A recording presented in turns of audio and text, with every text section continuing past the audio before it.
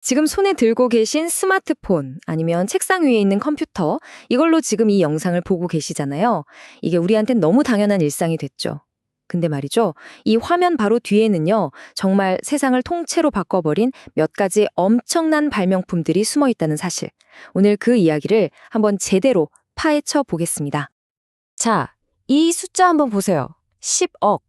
이게 뭐냐면요. 2000년대 초반에 전 세계에 연결된 컴퓨터의 숫자였습니다. 그때만 해도 어마어마한 숫자였죠. 근데 지금은 어때요? 상상도 할 수 없죠. 왜냐하면 이제는 수십억 명의 사람들이 각자 주머니 속에 이 컴퓨터를 하나씩, 아니 그 이상을 들고 다니는 시대니까요. 아니, 그럼 대체 이 모든 게 어디서부터 시작된 걸까요? 어떻게 이런 혁명이 가능했을까요?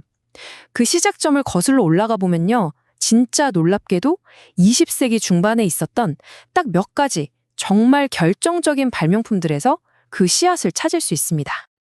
그래서 오늘 우리가 함께 떠나볼 여정은 이렇습니다. 먼저 우리를 둘러싼 이 디지털 세상에 대해 얘기해보고요. 모든 것의 시작이었던 트랜지스터의 문제점, 그리고 킬비의 기가 막힌 아이디어, 또 속도와 빛에 대한 이야기, 완벽한 레이어 케이크, 그리고 이게 왜 아직 절반만 완성된 혁명인지까지. 자, 그럼 하나씩 따라가 볼까요? 네, 첫 번째 이야기, 우리의 디지털 세상입니다. 정보기술, 우리가 흔히 IT라고 부르는 게 우리 삶에 얼마나 깊숙이 들어와 있는지부터 한번 짚어보죠. 이게 그냥 컴퓨터 얘기가 아니거든요. 생각해보면 정말 대단해요. 저기 공장에서 돌아가는 로봇팔부터 우리가 아플 때 찾는 병원의 최첨단 진단 장비, 심지어는 우리 집 부엌에 있는 냉장고까지. IT는 이제 뭐랄까 공기처럼 우리 주변 어디에나 존재하게 됐어요. 보이지 않는 곳에서 이 세상을 움직이는 정말 핵심적인 힘이 된 거죠. 자, 그럼 이제 모든 혁신의 출발점으로 가보겠습니다. 바로 트랜지스터. 이 작은 부품이 세상을 완전히 뒤집어 놓았는데요. 근데 여기에요, 아무도 예상하지 못했던 아주 치명적인 문제가 하나 숨어 있었습니다. 바로 숫자의 폭정이라는 문제였죠. 이 트랜지스터가 나오기 전에는요, 엄청나게 크고 뜨거운 진공관이라는 걸 썼거든요. 그걸 이 작디 작은 부품이 대체해버린 겁니다. 이건 뭐 그야말로 혁명이었죠. 당연히 발명가들은 노벨상을 받았고요. 이때부터 전자공학의 시대가 완전히 새롭게 열리게 된 겁니다. 이게 얼마나 대단했냐면 발명가 중 한 명이 해변에 갔다가 트랜지스터 라디오에서 팝음악이 흘러나오는 걸 보고 내가 저걸 발명하지 말았어야 했는데 라고 농담 반 진담 반으로 말했다고 해요. 그 정도로 순식간에 세상을 바꿔놨다는 거죠. 근데 참 아이러니하게도 바로 이 눈부신 성공 때문에 컴퓨터 기술은요, 아주 거대한 벽에 가로막히고 맙니다. 이게 바로 그 유명한 숫자의 폭정이라는 문제입니다. 컴퓨터 한 대를 만들려면 수만 개의 트랜지스터가 필요했거든요. 근데 이걸 전부 하나하나 사람이 손으로 납땜해서 연결해야 했어요. 상상이 가시나요? 시간은 시간대로 걸리고 실수라도 하나 나오면 찾는 건 거의 불가능에 가까웠죠. 이 끔찍한 배선 문제, 이 거미줄 같은 전선들이 컴퓨터의 발전을 딱 가로막고 있었던 겁니다. 바로 이 배선의 악몽을 한 방에 해결해줄 구원투수가 등장합니다. 그의 이름은 잭 킬비. 그리고 그의 아이디어는요, 정말이지 놀라울 정도로 단순하고 우아했습니다. 그야말로 퍼즐을 푸는 것 같았죠. 이야기가 재밌어요. 1958년 여름이었는데 잭 킬비는 회사에 막 들어온 신입이라 휴가를 못 갔대요.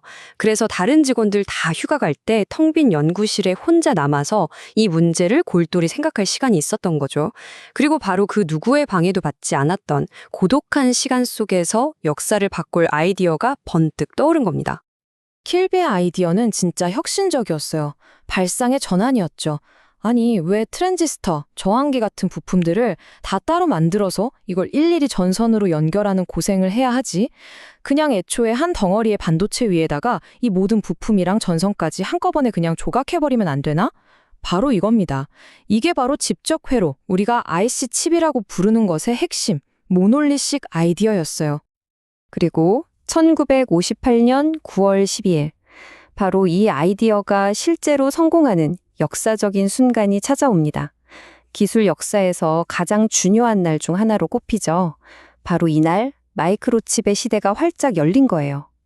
지금 우리가 쓰는 스마트폰에 들어있는 그 손톱보다 작은 칩 안에 수십억 개의 트랜지스터가 들어있잖아요.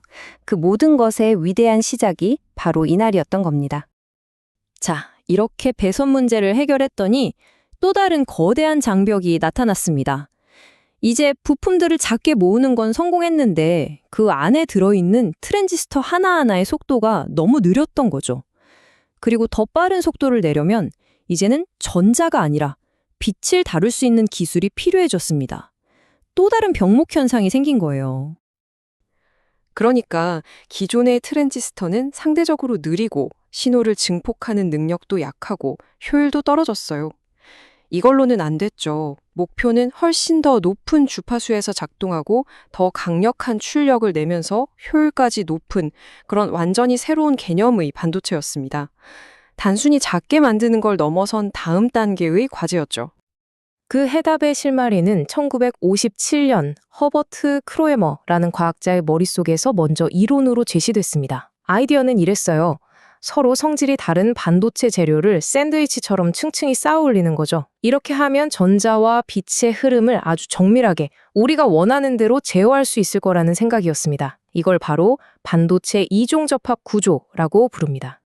자, 이렇게 멋진 이론이 있었지만 이걸 실제로 만들어내는 건 또 다른 차원의 문제였죠. 이 완벽한 레이어 케이크 같은 이론을 현실의 기술로 구현해낸 사람이 바로 조레스 알표로프입니다. 그가 어떻게 이 아이디어를 현실로 만들었는지 한번 들여다볼까요? 이 구조, 레이어 케이크라고 생각하면 정말 이해하기 쉬워요. 자, 먼저 반도체 층을 하나 놓습니다. 이게 빵이에요. 그 위에다가 총질이 다른 반도체를 아주 얇게 한 층 더 올립니다.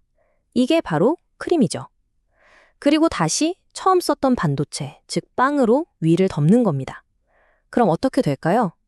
바로 전자와 빛이 가운데 있는 그 얇은 크림층에 딱 갇히게 되는 거예요.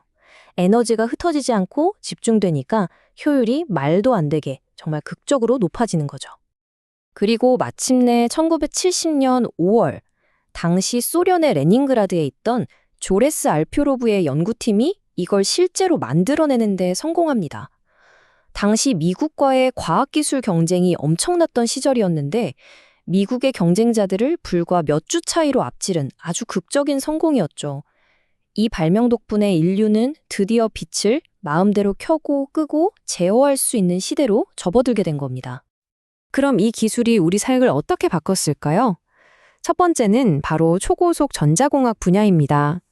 지금 우리가 쓰는 휴대폰, 그리고 통신을 가능하게 해주는 기지국, 저 멀리 우주에서 오는 미약한 신호를 잡아내는 위성 안테나까지 이 모든 현대통신의 심장부에 바로 이 기술이 들어가 있습니다. 그리고 영향은 이게 다가 아니에요. 두 번째는 바로 빛, 즉 포토닉스 분야입니다. 추억의 CD 플레이어부터 지금의 초고속 인터넷을 가능하게 한 광섬유 통신, 마트에서 찍는 바코드 리더기, 발표할 때 쓰는 레이저 포인터, 그리고 신호등이나 전광판에 쓰이는 LED까지. 와, 정말 끝이 없죠? 이 작은 반도체 기술 하나가 우리 눈에 보이는 세상의 풍경을 완전히 바꿔놓은 겁니다. 자, 이렇게 숨가쁘게 달려오면서 우리는 세상을 바꾼 위대한 발명들을 만나봤습니다. 그런데 이 모든 이야기가 우리에게 알려주는 유산, 그리고 미래를 향해 던지는 질문은 과연 무엇일까요? 이 혁명은 과연 완성된 걸까요? 여기 아주 의미심장한 말이 있습니다. 2000년 노벨상 시상식 연설에서 나온 말인데요. 우리는 아마도 정보기술 혁명의 절반쯤에 와 있을 뿐입니다. 라고요. 정말 놀랍지 않나요?